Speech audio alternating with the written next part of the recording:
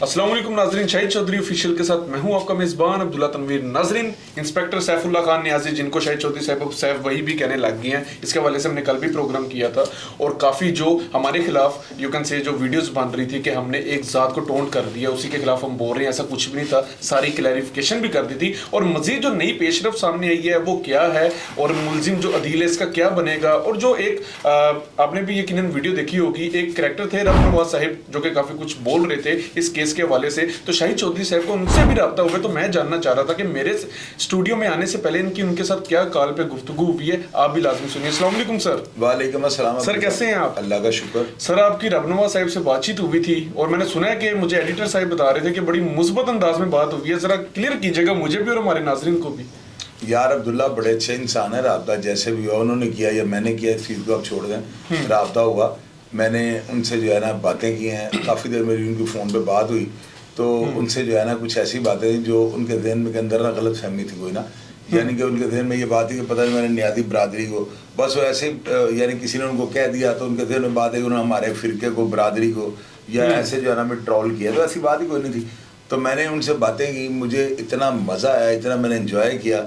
और उसके बाद उनके मैंने वो जो है फेसबुक अकाउंट उनका खोल के देखा, उसमें बड़ी अच्छी उनकी वीडियो थी, उससे मुझे अंदाज़ा हुआ कि माशाल्लाह वो एक बड़े एक करते धरते किस्म के वो टाइप के इंसान हैं।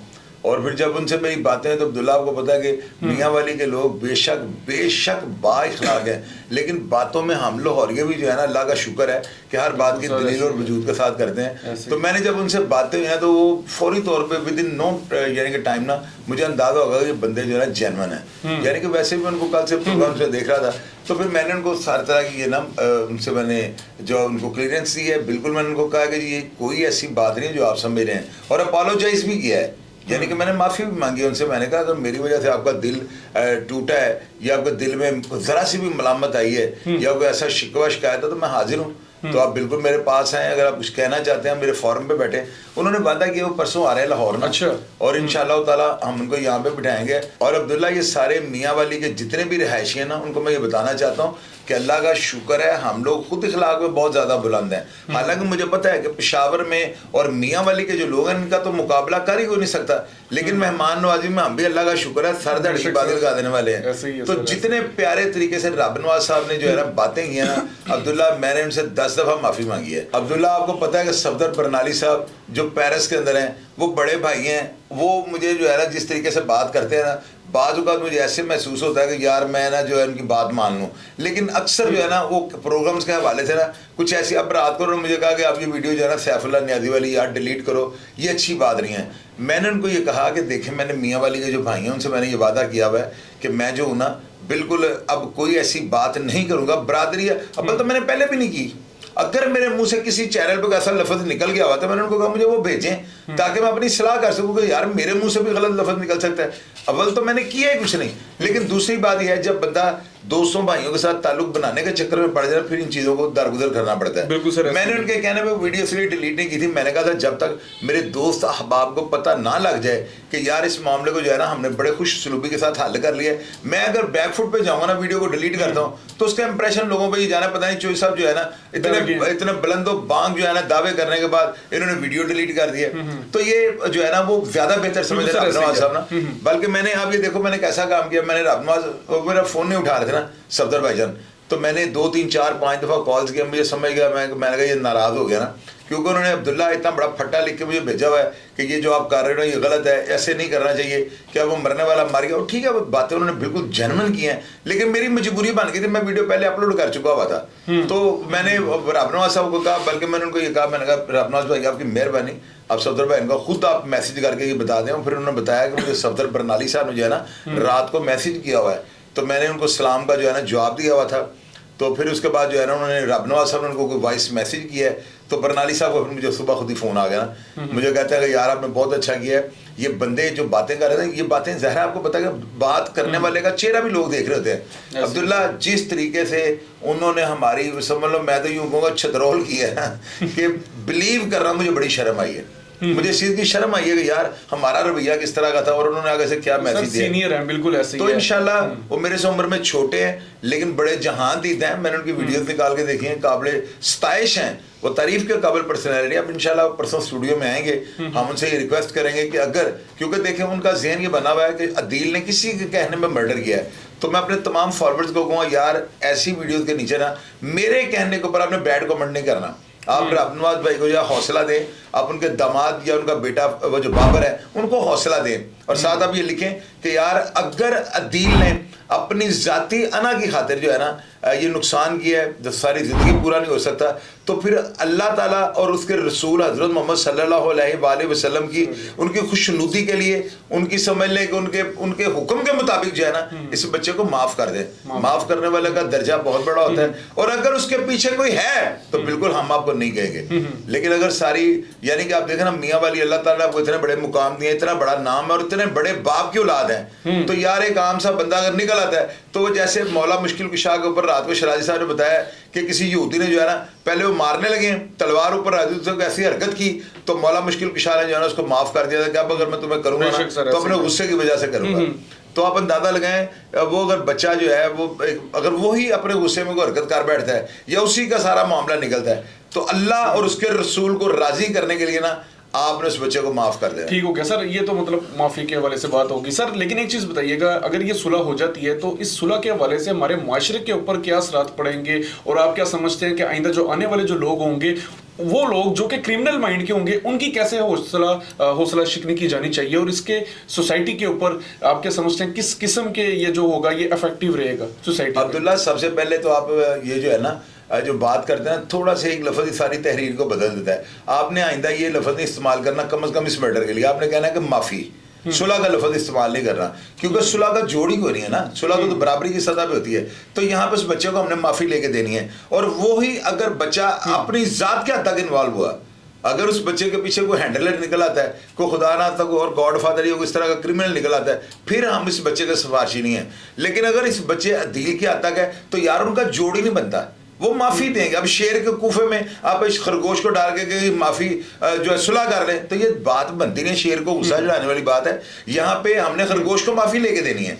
मेरी बात कैन यू अंडरस्टैंड? बिल्कुल, मेरा ख्याल आप मेरी बात को समझ रहे होंगे। आइंदा आपने ऐसे किसी प्रोग्राम में सुलह का लफ्ज़ भी चलने दीजिएगा, कोई ऐसी बात नहीं, ताकि उनको ये एहसास हो कि आप मेरे स्टूडेंट भी हो, मेरे छोटे भाई भी हो, मैंने आपको सिखाना है। तो यही आप देख रहे हैं अल्फाज के साथ तहरीर बदल जाती है। यहाँ पे ये लफ्ज़ नहीं ना बनता कि हम सुलह करवा देंगे। सुलह का क्या मतलब है? यहाँ पे उस बच्चे को हमने लावारिस, यतीम, मस्कीन, बेरोजगार, हर तरह का जो है ना मजलूम समझकर उनसे माफी दिलवानी है, और इंशाल्लाह माफ कर देंगे। अच्छा सर, मेरा एक आपसे क्वेश्चन होगा एज अ जनरल नॉलेज, क्योंकि मैं भी स्टूडेंट हूँ, सीख रहा हूँ, और इंशाल्लाह ताला आइंदा भी सीखता रहेंगे।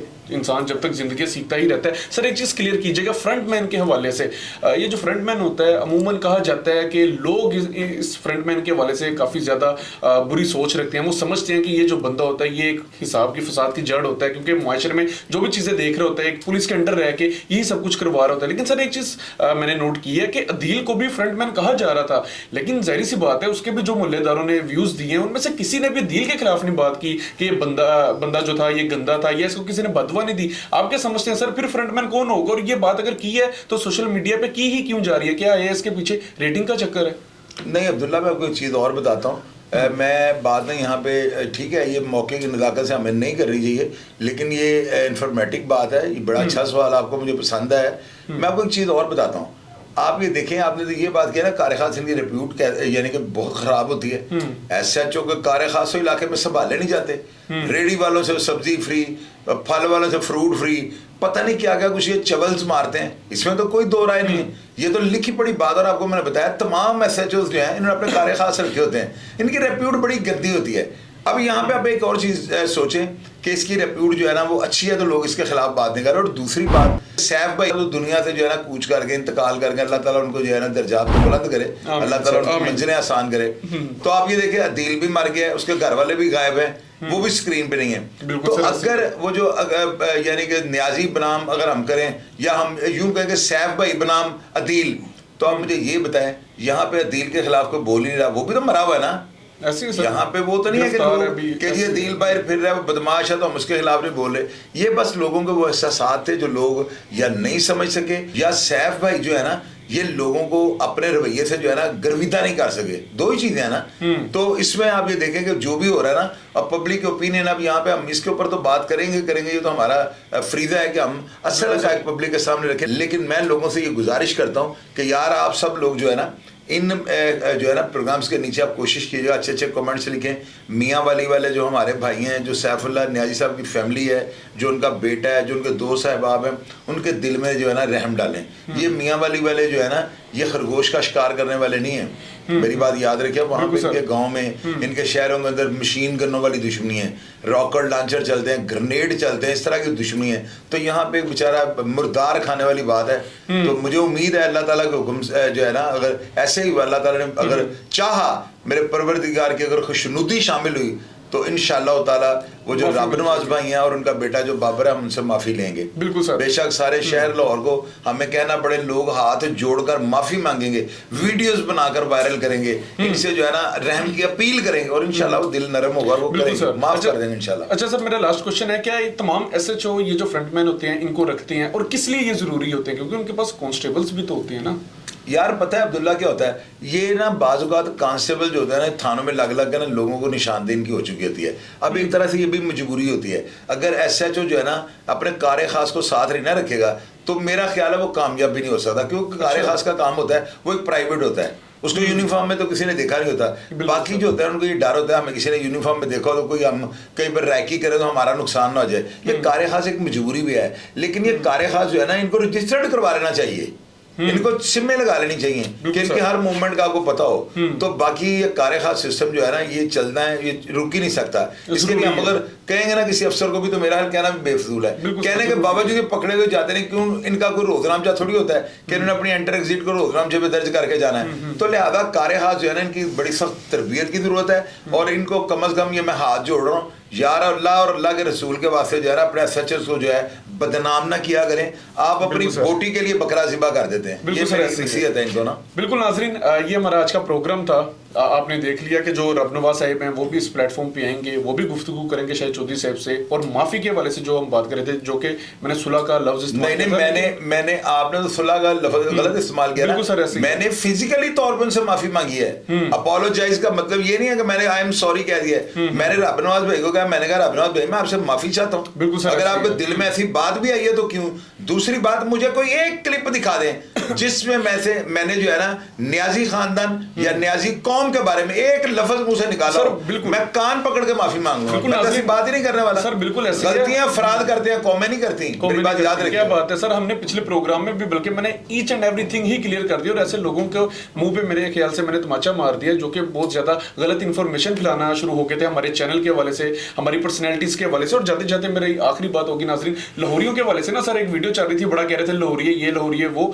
ब्रदर ऐसा कुछ भी नहीं है। और सर मैं ना एक अकेडमी में पढ़ता था, वहां पे भी ऐसी बात हुआ, तो मुझे मेरी मैडम थी, उन्होंने मुझे टोंट किया कि तुम लाहौरी ऐसी होते हो। तो मैंने एक बात की थी कि भाई आपका कारोबार लाहौर में है, आपने रहना लाहौर में है, आपने दूसरे शहरों से आला तालीम हासिल करने आना भी लाहौर में है, तो जिस थाली में खाते हो उस थाली में खुदारा छेद ना किया करो। तमाम लाहौरी बुरे नहीं होते और हर कोई एक जैसा नहीं होता। तो एक बंदे की वजह से आप पूरे उस माहौल को, आप पूरे उस मुआशरे को एक जैसा ना समझ लिया करें। बाकी नाज़रीन प्रोग्राम का फीडबैक जरूर दीजिएगा, और इंशाअल्लाह ताला मुझे उम्मीद है इस केस के हवाले से लाजमी माफ़ी हो जाएगी, और दीगर जो आने वाले हमारे दिन होंगे इंशाअल्लाह ताला मजीद बेहतर होंगे।